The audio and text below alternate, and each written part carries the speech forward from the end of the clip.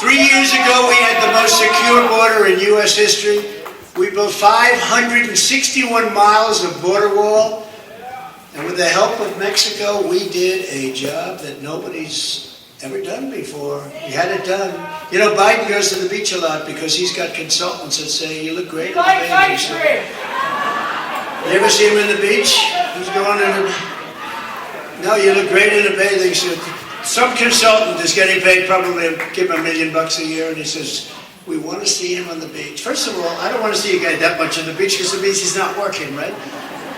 But I don't think he's particularly actually he's heavier than I thought. I thought he was razor thin. It's only his legs that are razor thin. But you know, they have a consultant. He said, this guy looks so good, he's so handsome that he's going to be on the beach as much as we. If he would have gone to the beach, and the problem is, you know those chairs, they're like light aluminum now, right? A child can lift them. They're meant for a child to lift for your grandfather, right? A child, he can't lift a chair. Remember, he used to say, I'd like to take him to the back of the bar. And the press, the fake news said, oh, isn't it so cute? If I ever said that, they'd say, he's a fascist. You know what would happen if he took me to the back of the bar? He'd be in trouble. But you know how I go like this. Under Biden, the USA has been turned into a dumping ground of the world. So we have a couple of, does anyone want to hear the snake? Do you know the snake? Should I do it? So this is I just happen to have a copy with me. This is was a song actually, a long time ago. And I sort of changed it around a little bit. It just reminded me of our border and what's happening. And I do this because, and people think it's cute, but most people that are smart say, boy, it's a problem because this is what's happening to our country at the border. On her way to work one morning, down the path along the lake, a tender-hearted woman saw a poor, half-frozen snake. His pretty colored skin had been all frosted with the dew. Poor thing, she cried, I'll take you in and I'll take care of you. Have you heard this before? No. And how much do you love it, right? Take me in, O tender woman, take me in for heaven's sake. Take me in, O tender woman, cried the vicious snake. She wrapped him up all cozy in a comforter of silk and laid him by her fireside with some honey and some milk. She hurried home from work that night, and soon as she arrived, she found the pretty snake she'd taken in had survived. Take me in, O tender woman, take me in for heaven's sake. Take me in, O tender woman, cried the vicious snake. She clutched him to her bosom. You're so beautiful, she cried, but if I hadn't brought you in by now, you truly would have died. She stroked his pretty skin again and kissed and held him tight. But instead of saying, thank you, ma'am, the snake gave her a vicious bite. Take me in, O tender woman. Take me in for heaven's sake. Take me in, O tender woman, sighed the vicious snake. I saved you, cried the woman, and you've bitten me. But why? You know your bite is poisonous, and now I'm going to die. Shut up, silly woman, said the reptile with a grin. You knew damn well I was a snake before you took me in. Thanks. So, when we're taking in people from prisons all over the world, when we're taking in people from mental institutions and insane asylums from all over the world, if you take a look at the population of mental institutions all over the world, you see it's way down. Some are empty because it's all being dropped and deposited and dumped right into the United States. How stupid are we? And that is a very accurate portrayal of what's happening, but what's going to happen. There's 100% chance of terror in our country. This isn't like, oh gee, you know, I fought like hell with the terror band. I got it approved ultimately by the Supreme Court of the United States. I didn't want to have people come in from countries that like blowing each other up. And we had no terror for 4 years. We didn't have one incident. We didn't have any. And I could never talk about it. Even during the election, I couldn't talk about it because I didn't want to do that and the following day something happens. I didn't want to even give people ideas. We had no terror. None. We defeated ISIS. We had no terror. Nobody's ever done the job that we've done. But, you know, that is just emblematic. We are taking in people from jails and prisons. You know, there is a slight difference in those words. From mental institutions and insane asylums. We're taking in terrorists at numbers that are massive. They're massive. We're taking in massive numbers of people. We have no idea where they come from. We don't vet them. We have no security. They just pour into our country. It's 100% certain that terrible things are going to happen. And we have no chance. Like Dwight Eisenhower, he was a big deportation president because they were having a problem. By the way, nothing like this. No country's ever had a problem like this. There's never been a problem like this. Nothing like this. But he deported, you know, hundreds of thousands of people that came into our country illegally.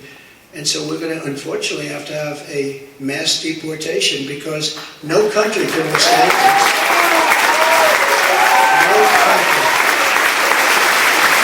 No country can withstand this. So, upon taking office, I will terminate every open borders policy of the Biden administration and begin the largest deportation operation. We have no choice. I don't want to do that, you know. I don't want to do that, but we have no choice. It's not sustainable. It's not affordable. We owe $36 trillion. It's not affordable, but it's not sustainable as a country. You see where they're coming in, and in New York, they're actually taking over the schools. They're literally taking the seats of kids that have been growing up in a school, and those kids are being sent to secondary schools in bad locations, and people are sitting in the classrooms that don't speak a word of English, and nobody knows what to do about it. It's not sustainable, and we're going to take people back to where they came from, and we have no choice but to do it. And it's going to be, it's so sad because no matter whether you're a super genius or not a super genius, when you take millions and millions of people, and I believe the number is going to end up being 16 million people by the time this ends. The real number, you know, they give you, 3 million, 4 million, it's a lot of people. But I believe the real number is going to be 15, 16. That's larger than New York State. And they just flow in. There's nobody to even check. There's nobody to do anything. The drug lords, the drug lords, thank you, Noah. The drug lords and the people that do this, the human traffickers are, I believe they're among the richest people in the world. We used to fight them, and they were tough, by the way, but you used to fight them. And Brandon Judd of the Border Patrol is fantastic, and the whole group these people are fantastic. They want to fight. They want to stop it. They're told you can't do anything. Just let everybody pour in. They are fantastic people. They're patriots. ICE. The way we treat these incredible patriots is so sad. But ICE, they would come in from me and they'd fight MS-13, one of the most vicious gangs, probably the most vicious gang in the world, and they'd go in and they'd just start swinging. I mean, it was incredible. Nobody's going to do it. I have friends in the front row. Those guys, they're tough guys, but they're not tough for that. They don't want any part of it. These guys are tough, and they love our country. It's a rough job, and we don't give them the backing that we should. We're going to give our police backing. We're going to give them backing like they've ever had, because we have to straighten up this. To stop the deadly drugs that are poisoning our people, I will deploy the U.S. Navy to impose a full fentanyl blockade on the waters of our region. I had meetings with President Xi. He was going to give the death penalty to anybody sending fentanyl into the United States, and he was all set to do it. And then we had a rigged election. He was all set, and then nobody obviously followed up. The drug cartels are waging war in America, and we will destroy those cartels. They're going to be destroyed.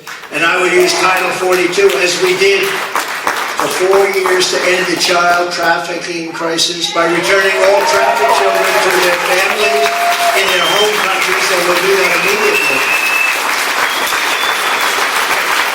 And the beautiful thing about the law enforcement, we have great people in law enforcement, local and federal, state, but they know all the people. They know all the criminals. They know the good ones, the bad ones. They know everybody. They know them all. The cops on the beat in some cases, or they're just in the neighborhood, and we'll be working with them because they know everyone. They know who they are, when they came. They know everything about them. They're just not allowed to do anything about it, because if they do, they're going to lose their job, their house, their family. They're going to lose everything. Nikki Haley will never secure the border or stop the fentanyl that is killing thousands of New Hampshire citizens. She never spoke to anybody in China. She kept saying, did you speak to the people about fentanyl in your meeting? Well, we didn't mention it yet. Oh, great. But I spoke directly to President Xi a lot. And he was going to give them, they have the death penalty in China for drug dealers. They have no drug problem at all. They make drugs for us. Okay, that's what their problem is. That's our problem more, because I think the real number is 300,000. That's a 300,000 deaths, destruction of families. When you lose a child, when something like this happens, the family can never ever recover from that. They can never ever be the same. And we're losing hundreds of thousands of people. They like to say 90 and 100. I've been hearing that number for so many years. But we're losing 300,000 and more than that. And China can't do this to us. And I told them, I said, you can't do this. And we have a lot of power over China, a lot of power, a lot of economic power, even though we're losing that gradually because we're so stupid. We let them have so much. Nobody ever did. I took in hundreds of billions of dollars in tariffs. No other president took in 10 cents. Never took in 10 cents. 28 billion to the farmers and fishermen, by the way. Haley opposed my border wall. She fought like hell against the border wall. Later on, I said, what the hell are you doing? One thing I learned a long time ago, you have a computer, it's obsolete in about 3 weeks. You buy a new phone, 7 months later they come out with another one. The old one was no good. Everything is like, just they replace it. The two things that they never replaced over thousands of years, what are they? The wheel and the wall. They'll never be obsolete. The wall and the wheel. Everything else is obsolete after about 2 minutes. But she condemned my strong border policies, and in 2016 she stabbed the Republican Party in the back by siding with Barack Hussein Obama against the Trump travel ban, which was one of the best things, I'm telling you. That kept our country safe. This is far more than a campaign. This is the greatest political movement in the history of our country. What we are a part of, there's never been anything like this. Guys like Pat Buchanan, who was a great guy, but he'd go in and, he wasn't very much. But he'd go in and he came in, I think, second in New Hampshire, long time ago, and he ended up with a great political career because of it, as a pundit. He was a great guy. But here we are, we win every state. And then we won the election. And then we did much better the second time. The second time we got millions and millions of more votes. Somebody said, how did you do? Do you know the second time, and this is them, not me, the second time, it's recorded as